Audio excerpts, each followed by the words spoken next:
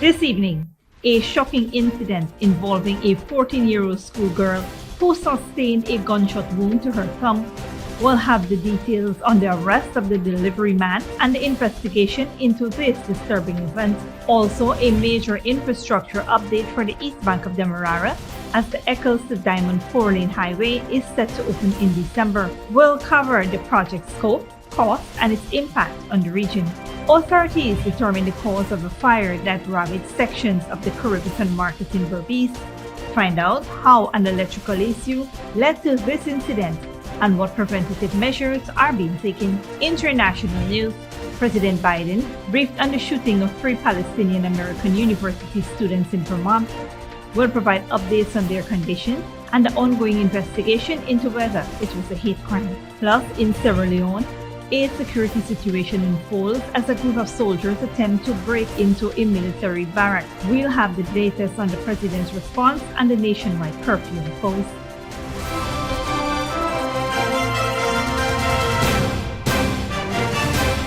Welcome to this broadcast of Channel 2's Headline News Update for November 20th, 2023. I am Baby Bacchus. Thank you for joining us. First up, in a disturbing incident, a 14-year-old schoolgirl from Kurukururu, Sus-Dike Linden Highway, found herself nursing a gunshot wound to her left thumb. The incident led to the arrest of a 21-year-old delivery man, Leon Garaway, from Norton Street, Working-Ross, Georgetown. The victim, accompanied by a friend and Garaway, sought medical attention at the Kitty Health Center after an alarming incident at Garaway's residence. The teen reported witnessing Garaway playing with a firearm, resulting in a loud explosion, a burning sensation in her thumb, and subsequent bleeding. The police, acting on the report, discovered a suspected 32mm pistol with 1 live round of ammunition hidden in Garaway's backyard. Garaway denying firearm ownership and claiming it was given by a friend named Anthony. He faces legal consequences as investigations unfold. Moving on, the fire which gutted sections of the Caribbean market in Berbice on Monday evening was determined to be electrical in nature. The fire started around 6:45 p.m. on the southern side of the market.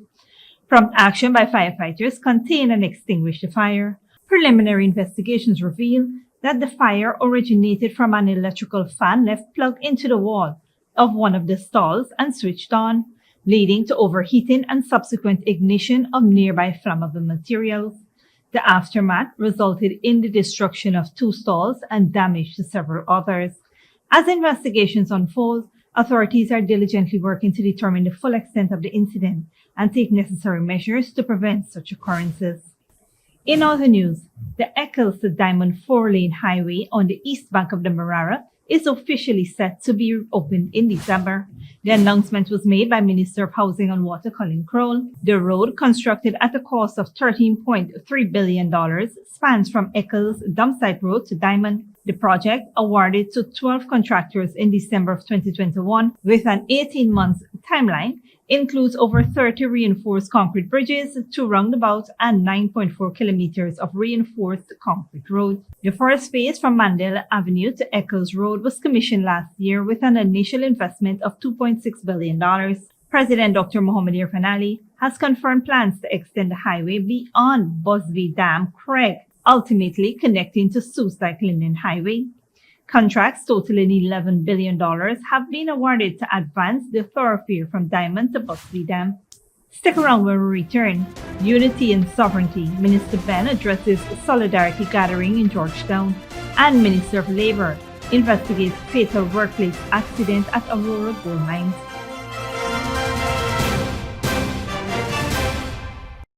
Giving you the best Christmas with Digicel. Digicel is bringing you the best deals, the best prices, and the best cash prizes. Hold on to your Santa hats because there's up to $50 million in cash to be won. Activate any data plan and you can be one of 14 winners to join Digicel's Spin to Win game show, where you can win millions in cash. Activate a data plan today on the best network and make this Christmas the best one yet. Digicel.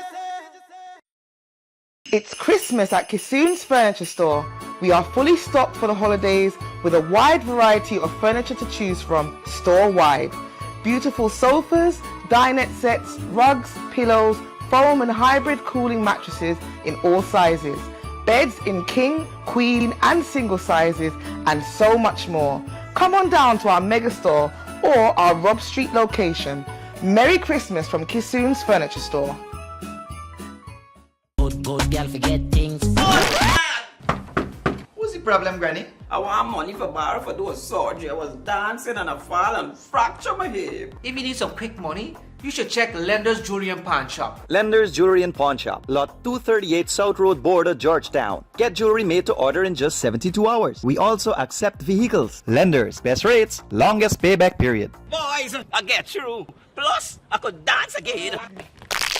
Lender's Jewelry and Pawn Shop. When you need money and you gotta get it fast, Creative Jewelry and Pawn Shop is the place for that confidential transaction in a quiet and secure location.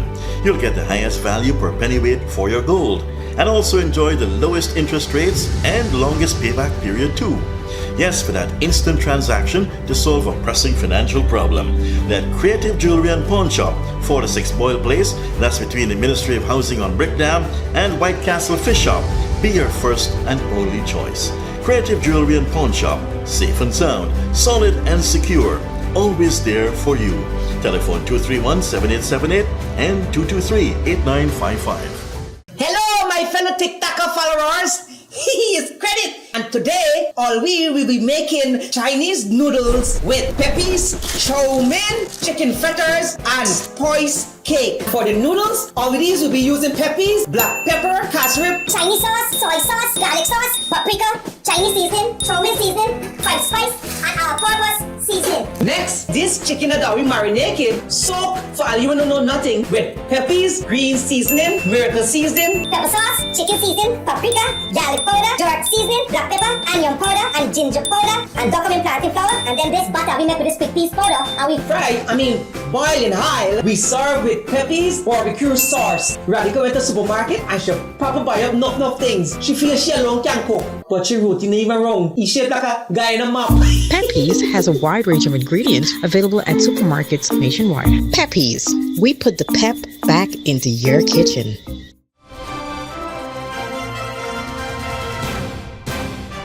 Welcome back.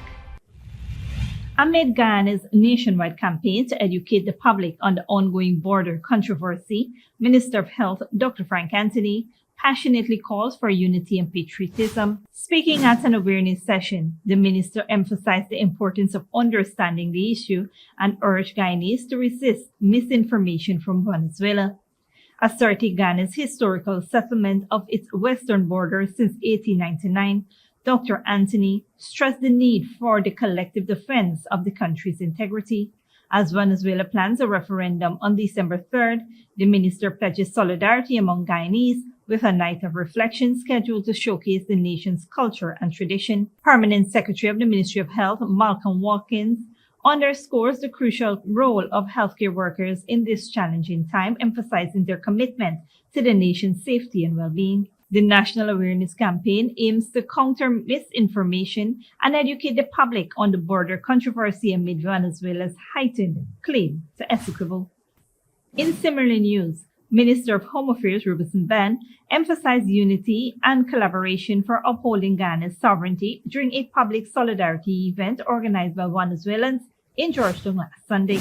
Ban assured Venezuelans in Guyana that they would be treated with respect and dignity, emphasizing their entitlement to state protection. He commended the group for supporting Ghana's sovereignty and reaffirmed the binding settlement of the 1899 Arbitral Award.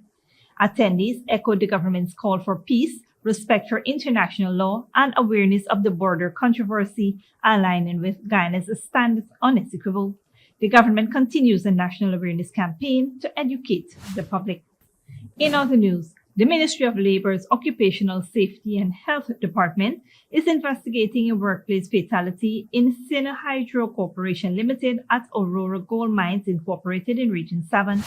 The incident occurred on November 18th, involving two truck operators, resulting in one fatality and one non-fatal accident. Naipal Prasad, the Occupational Safety and Health Officer for Region 7, conducted the investigation, which included evaluating the accident scene, examining the trucks and maintenance records, obtaining eyewitnesses' statements, and checking standard operational procedures. Accident prevention training has been provided to maintenance workers, truck drivers, and operators, emphasizing the importance of safe work practices. The Occupational Safety and Health Department is analyzing the gathered information to determine findings and recommendations preventing similar incidents.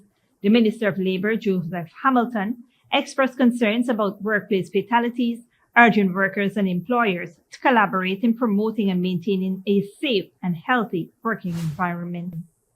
Don't go away after the break. Mali government urges displaced residents to return to Kidal, and Sierra Leone imposes nationwide curfew after military barracks attack.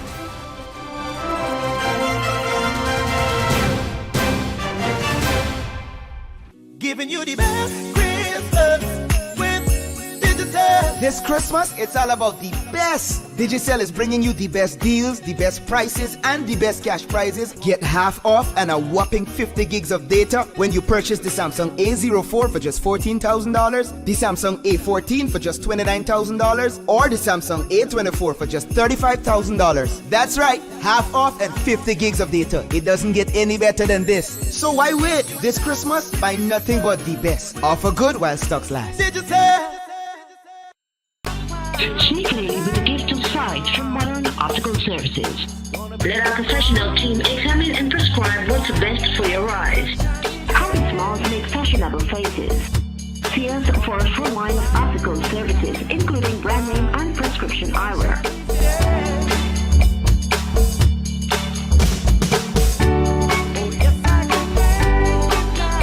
Modern Optical Services, 316 Mill Street, Georgetown. Telephone 226-1082.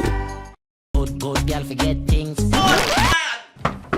What's the problem, Granny? I want money for borrow for those surgery. I was dancing and I fall and fracture my hip. If you need some quick money, you should check Lender's Jewelry and Pawn Shop. Lender's Jewelry and Pawn Shop, lot 238 South Road Border, Georgetown. Get jewelry made to order in just 72 hours. We also accept vehicles. Lenders, best rates, longest payback period. Boys, I get through. Plus, I could dance again.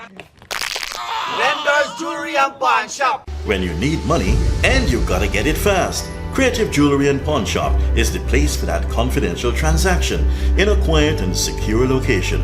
You'll get the highest value per pennyweight for your gold and also enjoy the lowest interest rates and longest payback period too. Yes, for that instant transaction to solve a pressing financial problem. That Creative Jewelry and Pawn Shop, 46 Boyle Place, that's between the Ministry of Housing on Brickdam and White Castle Fish Shop, be your first and only choice. Creative Jewelry and Pawn Shop, safe and sound, solid and secure, always there for you. Telephone 231-7878 and 223-8955. It's Christmas at Kissoon's Furniture Store. We are fully stocked for the holidays with a wide variety of furniture to choose from store-wide. Beautiful sofas, dinette sets, rugs, pillows, foam and hybrid cooling mattresses in all sizes. Beds in king, queen and single sizes and so much more. Come on down to our mega store or our Rob Street location. Merry Christmas from Kissoon's Furniture Store.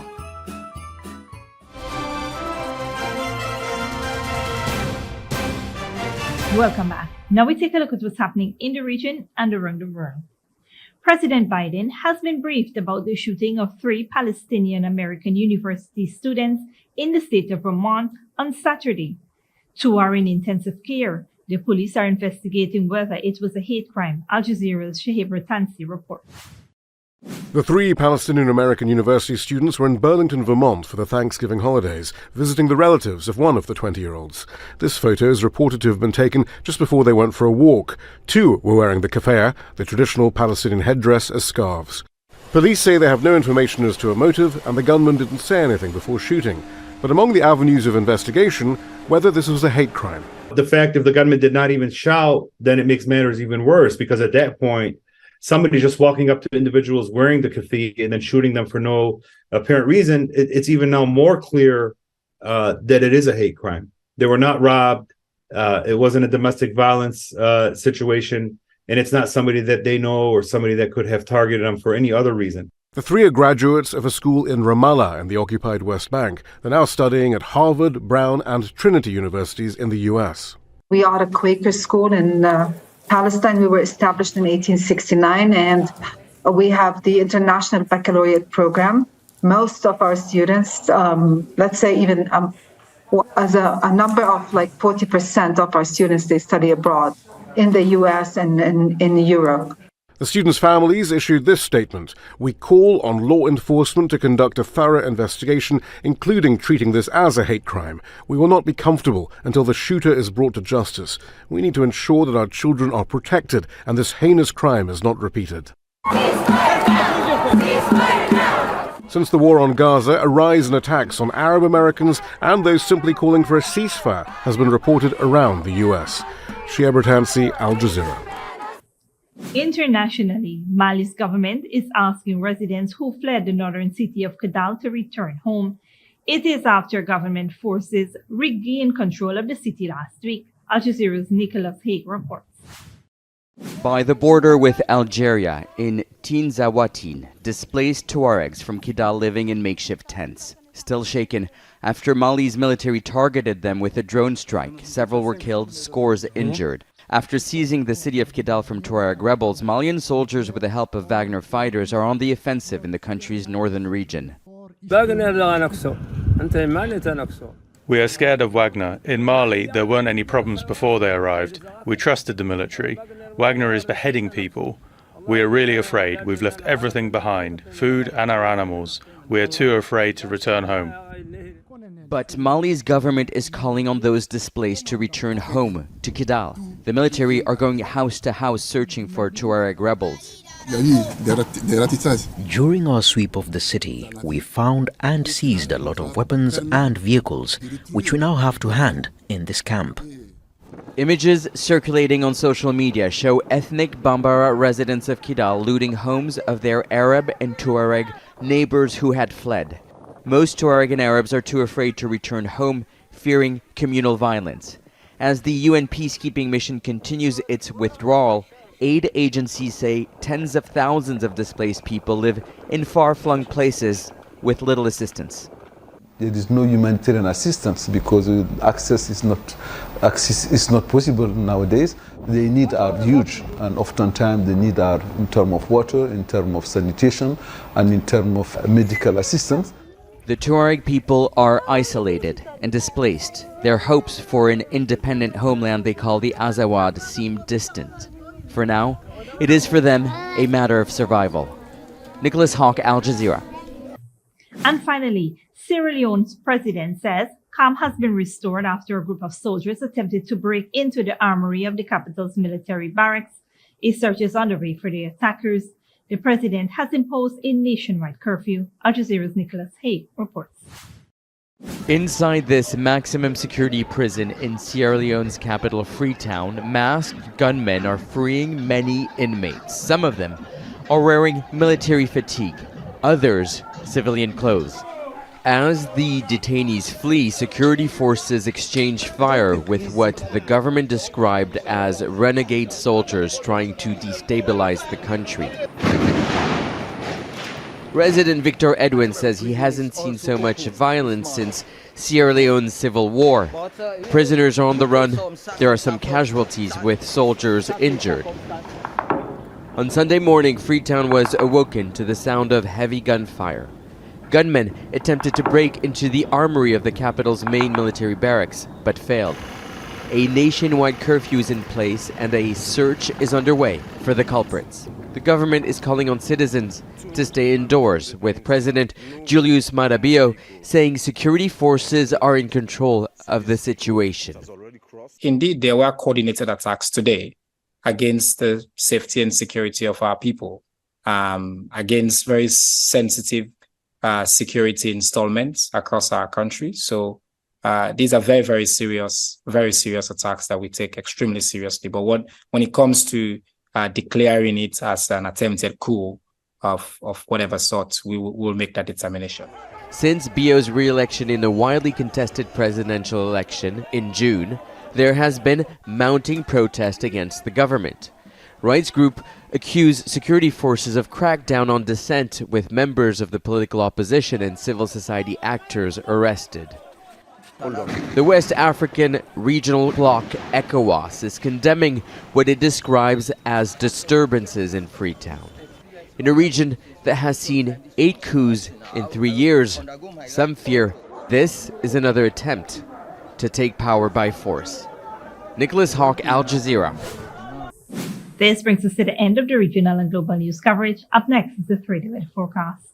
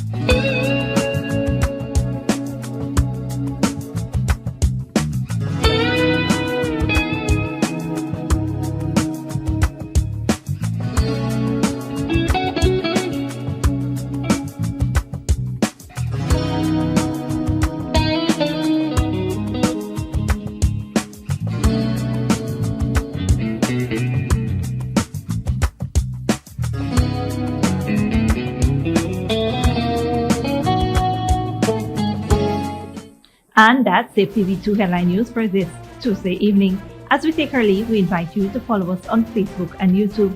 You can tune in tomorrow at 6:30 a.m. for a rebroadcast and at 7 p.m. for more news. Until then, please take care of yourself and each other.